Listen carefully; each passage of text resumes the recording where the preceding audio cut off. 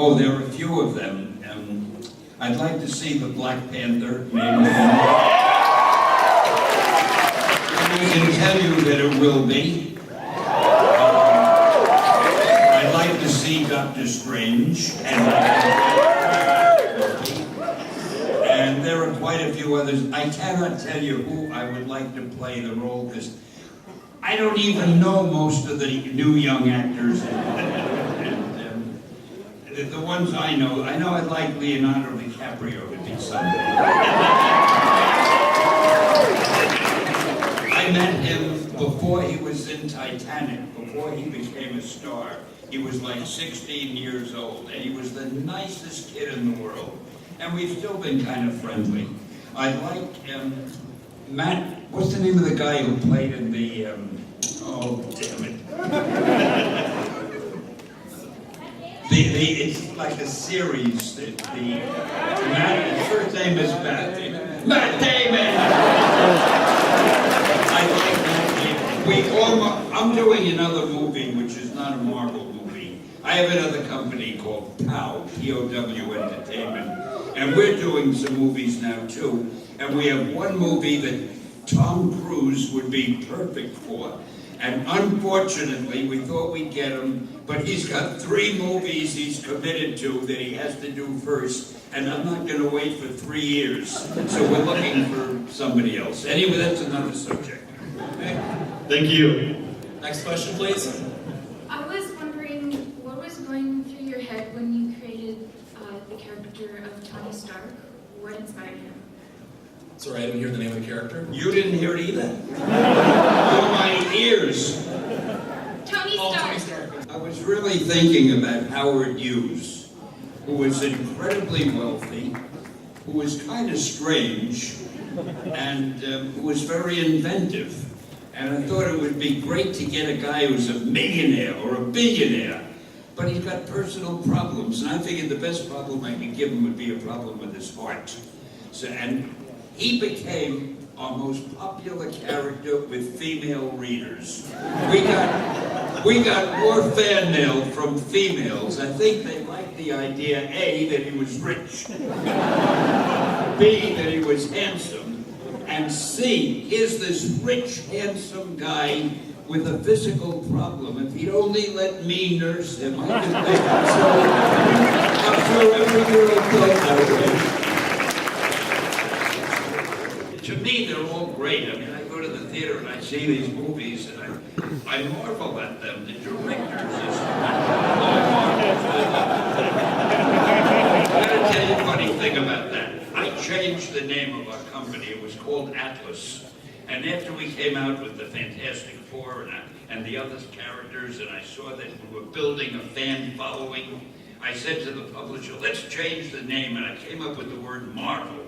Because I love advertising, and Marvel is a great name to use in advertising. You know, you can have phrases and slogans like, make mine Marvel, welcome to the Marvel age of comics, Marvel marches on, and so forth. Well, National Comics, which was the DC publisher, publisher decided to change their name because we changed ours. So we became Marvel. And what did they come up with? DC. I will say no more. First of all, thank you so much for giving me an awesome childhood. Just...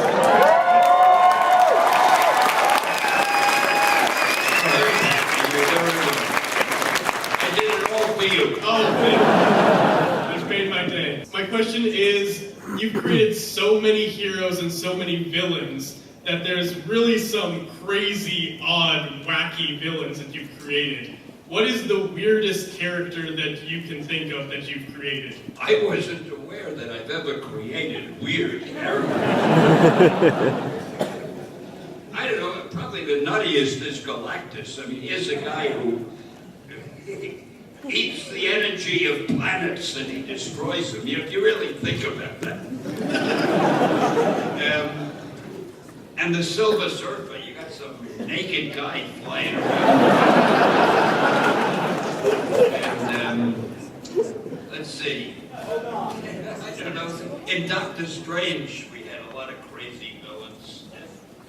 Can't remember their names now. And a lot of crazy magic things he would say, like, by the hoary hosts of August. I must have been drunk when I was doing that. I don't know, and the Green Goblin, I mean, he flies on a little goblin mobile, and I don't know if anybody ever read that stuff. I wasn't kidding, I think it was all sheer genius. Thank you so much. What are your favorite sports teams? The San Francisco Giants. Only because I hear that they're thinking of having a Stan Lee Day. I thought that they were a basketball team, but somebody told me that. I'm only kidding. I'm not as big a sports fan as I used to be. And I'll tell you, that reminds me of another story. Do you know how you can have a whole conversation with somebody without saying anything? When I was younger and lived in New York, there was a time when I was just too busy. I stopped following sports. I didn't know what was going on. And I would take a cab to go somewhere, a taxi. And the taxi driver would say something to me like, "Hey, what do you think of the Yanks?" So I'd say, "Man, isn't that something?" And how about Joe DiMaggio? I said, "Hey, you could say that again." We have a whole taxi ride with him saying things and me giving non-answers. And when I got out of the cab, he'd say, "Oh, I enjoyed talking to you." He thought I was, and I realized it's possible. There are so many expressions that are meaningless that you can use in conversation, that you can talk to people all day without saying anything. And which is another subject. Maybe I'll write a book about it sometime. Thank you. Is Thanos going to make a cameo in Star Wars Episode 7? Probably. That's one way to get off the hook. And if you could portray any character from one of the many Marvel movies, who would you pick to play? Yourself, personally, you. Whoever gets the girl. Okay, that's a good one. So Tony Stark. I don't know. Tony Stark, I never fire really that. thought of that night. With all, you're basically one of the only comic book industry who is almost as recognizable as his own characters. And I'm just kind of thinking, in your career, what's really pushed you to make your presence well known with your characters, and in the movies and all the conventions and all that? No, the fact that I'm so incredibly good looking that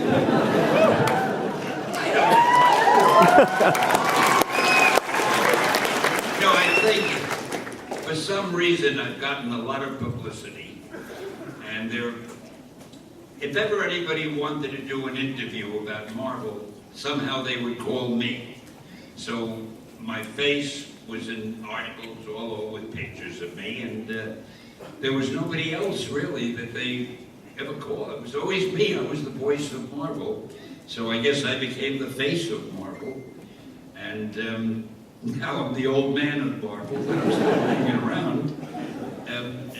What was the question again? Sometimes one forgets. You people are the greatest audience. Vancouver is the greatest city. I used to come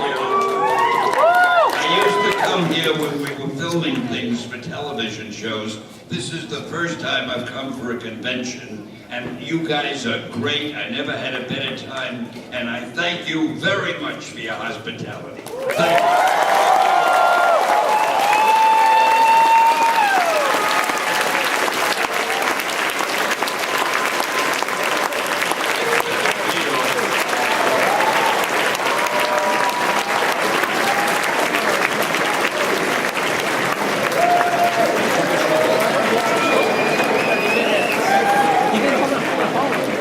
Just finished watching the Stanley panel. Pretty awesome stuff. You got a plane to catch, so we had to cut it short. Now we're going back into the convention hall for some more coolness. A lot of people going inside. We're all making our way towards one direction. I'm gonna check out all the whatever's left to check out, and then call it a day. There's only one more hour left. There's a lot more room for people to walk around in, so it makes it easier. Whoa. Look at this guy. Hi, thank you. Can I get a picture with them?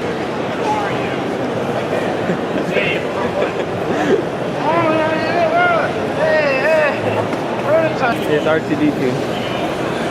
Someone's remote controlling it. The guy's right there. Remote controlling it. There's an inflatable.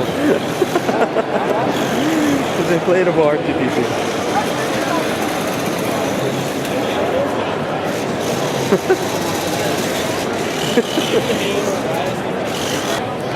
Spider-Man checking his phone. Well, it is time to clear out. Fan Expo Day 1 was exciting. Today is basically me going to panels, lining up for stuff, photo ops, and just browsing around, not really buying anything. But tomorrow's my shopping day, so yeah, it's going to be really exciting because I'm going to be buying some artwork, t-shirts. Yeah, so it's going to be cool. Can't wait. And I'll see you guys tomorrow. Peace.